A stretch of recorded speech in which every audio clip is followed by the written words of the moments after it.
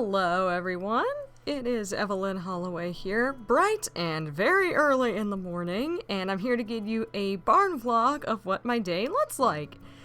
Ever since the past couple weeks moving to our new property at Hoods for Hope, it has been really busy for not just the boarders, but for the staff as well. And since I'm not just a boarder, but I'm also a staff member, that means a lot of moving parts, including teaching lessons for some of the boarders, attending shows, and also participating in clinics under the participation and teachings of Ms. Vea herself. And today is no different, as I have a very packed schedule of things that need to get done. The good news is hopefully I can get my stuff done, so it's not too tedious. So let's head over to the main barn and let's get ready for the first part of my routine.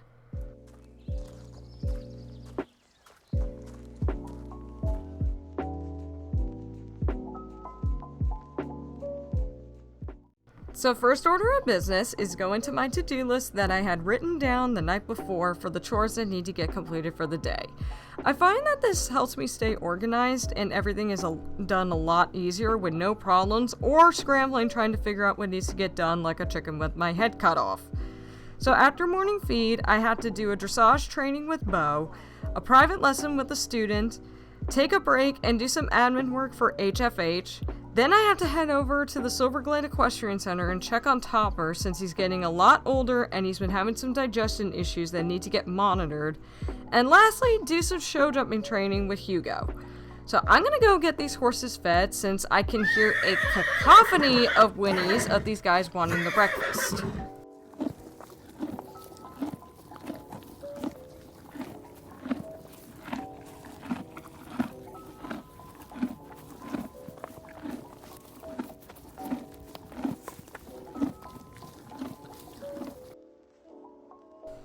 Okay, so I'm here with Bo as my first ride of the day for dressage training.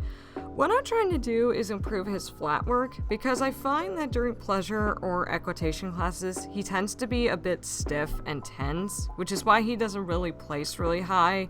So by giving him some dressage and flat work, it's really going to help him out become more balanced, especially when it comes to over fences work.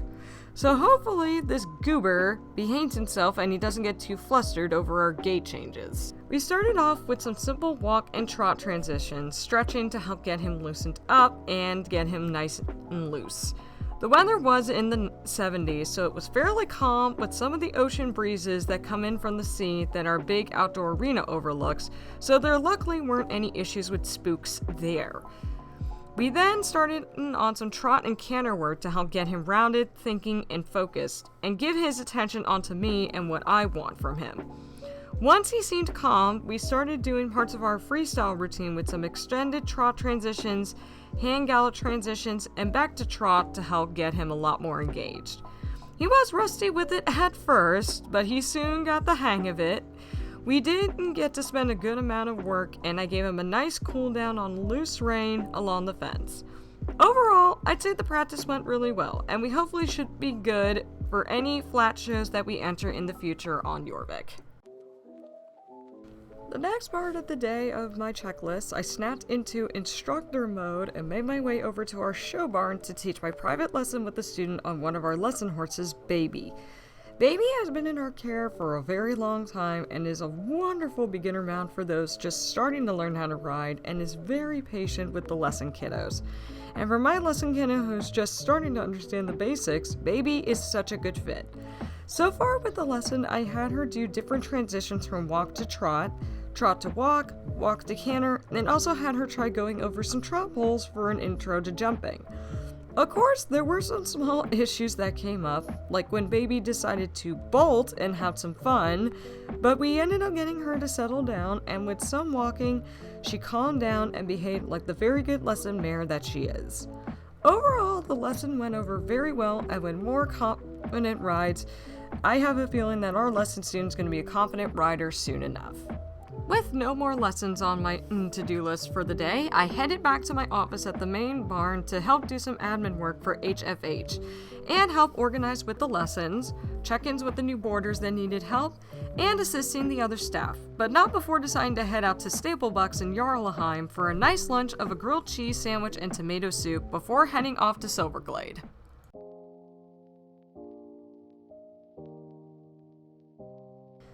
For the past couple weeks, Topper hasn't been himself lately, and he's been having issues when it comes to his feeding. He is getting older, as he is 26, almost 27 years old, so I'm not too surprised, but lately he's been picking at his food when it's soaked. He's only had enough water to just deal with when he's thirsty and when he feels like it, and his energy has also been a bit restless, even in the pasture with a bunch of his friends. So he's been hand-watched for long periods to ensure he's doing okay and there isn't anything bad in his system. I brought him to the on-site vet for a clinic checkup and to see how his behavior has been. And from what she told me that he might be developing signs of colic. Every equestrian knows that colic is a nightmare and is something they don't want to deal with. So for him to develop colic is very rough for me to deal with. The vet and the stable hands have been giving him colic paste from our Hoods for Hope brand to help mitigate any signs, and hopefully his digestion will not be a big issue going forward. So I brought the trailer over with my beautiful boy Hugo to practice some show jumping here at the SEC for a nice little change of scenery. I've also entered a pop-up show jumping event at the FLEC this weekend, so any practice with jumps is going to be very much needed. But I don't have any worries. Hugo is such a very good, reliable mount, and I know he'll do his best at the show and take very good care of me in the process. So I'm gonna go get this patient boy tacked up and start his show jumping workout, and I'll cut back when I finish up.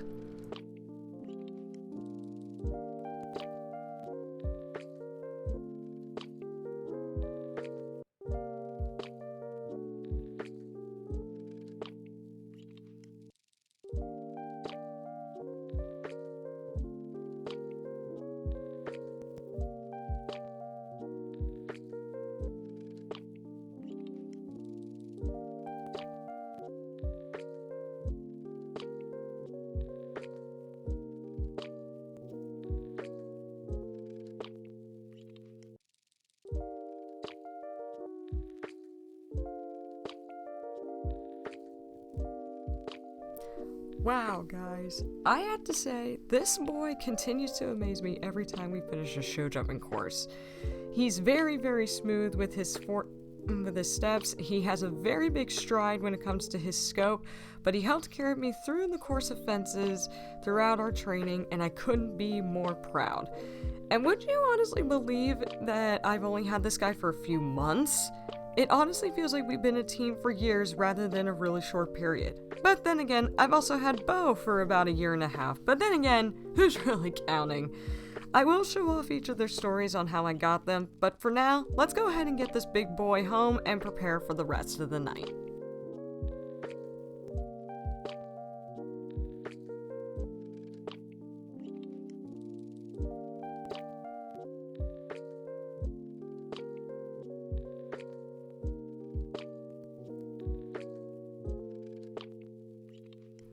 Well, it has been a really long day, but it honestly was really productive. I'm glad I was able to finish up my chores and have some time to spend with my two favorite boys. And I get to do the luxury and the process of doing the whole thing tomorrow. Fun! Evening feed has already been distributed by our wonderful stable hand Joanna, and all the horses are now content for the evening. Thank you so much for watching this video, and don't forget to like, subscribe, and comment down below on what videos you want to see on this channel. I will do a separate trying horses video on both Bo and Hugo on how they came into my life as my horses to help get you guys acquainted with their backstories and to get to know them better. I will see you all in my next vlog, and I hope you guys have a really great day. Bye, everybody!